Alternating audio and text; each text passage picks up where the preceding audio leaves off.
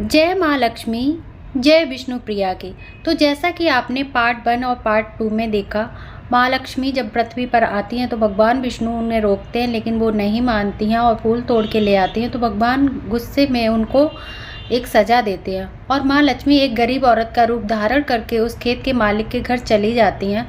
घर के एक झोपड़ा था और मालिक का नाम माधव था। माधव की बीवी, 2 बेटे और 3 बेटियां होती हैं और वो उसी खेत से किसी तरह अपना पालन पोषण करते हैं। जब माँ लक्ष्मी एक साधारण और गरीब औरत बनकर माधव के झोपड़े पर गई तो माधव ने पूछा, बहन तुम कौन हो और इस समय तुम्हें क्या चाहिए? तब माँ लक्ष्मी ने कहा, मैं एक गरीब औरत हूँ, मेरी देखभाल करने वाला कोई नहीं है, मैंने कई दिनों से खाना भी नहीं खाया, मुझे कोई भी काम दे दो, मैं आपके घर का काम कर दूंगी, साथ में तुम्हारे घर का काम भी कर दिया करूंगी, बस मुझे अपने घर के किसी कोने में आसरा दे दो।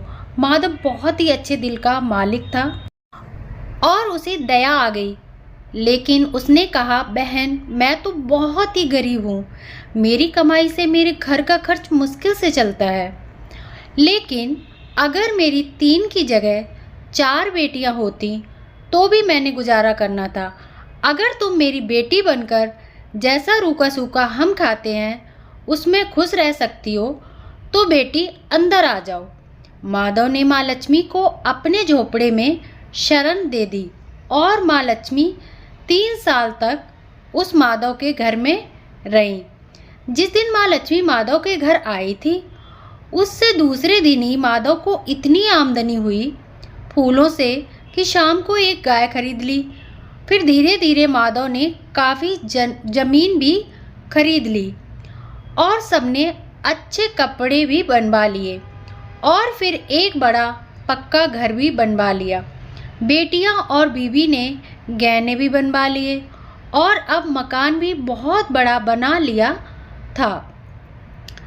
धीरे धीरे समय बीतता गया।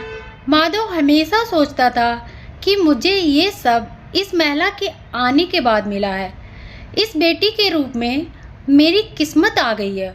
और अब 2 से 3 साल हो चुके थे, लेकिन माँ लक्ष्मी अब भी घर में और खेत में काम करती थी। एक दिन माधव जब अपने खेतों से काम खत्म करके घर आया तो उसने अपने घर के सामने द्वार पर एक देवी स्वरूप गहनों से लदी एक औरत को देखा। ध्यान से देखा तो वो पहचान गया, अरे ये तो मेरी मुंह बोली चौथी बेटी है, यानी वही औरत, और पहचान गया कि ये तो माँ लक्ष्मी है। अब तक माधव का पूरा परिवार बाहर आ गया था और सब हैरान होकर माँ लक्ष्मी को देख रहे थे। माधव बोला, माँ हमें माफ़ कर दो, हमने तेरे से अनजाने में ही घर और खेत में काम करवाया। माँ ये कैसा अपराध हो गया मुझसे, मुझे माफ़ कर दो। अब माँ लक्ष्मी मुस्कुराई और बोली, हे माधव तुम बहुत ही अच्छे और दयालु व्यक्ति हो, तुमने मुझे अपनी बेटी की तरह से रखा, अपने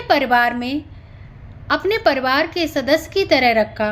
इसके बदले मैं तुम्हें वरदान देती हूँ कि तुम्हारे पास कभी भी खुशियों की और धन की कमी नहीं रहेगी, तुम्हारे सारे सुख मिलेंगे जिसके तुम हकदार हो। और फिर माँ अपने स्वामी के द्वारा भेजे गए रथ पर बैठकर बैकुंठ धाम चली गई। इस कहानी से एक शिक्षा मिलती है, एक छोटी सी भूल पर भगवान ने माँ लक्ष्मी को सजा दे दी। हम तो बहुत ही तुच्छ हैं, फिर भी भगवान हमें अपनी कृपा में रखता है। हमें भी हर इंसान पे दया भाव दिखानी चाहिए। अगर वीडियो अच्छा लगा हो तो प्लीज़ लाइक से सब्सक्राइब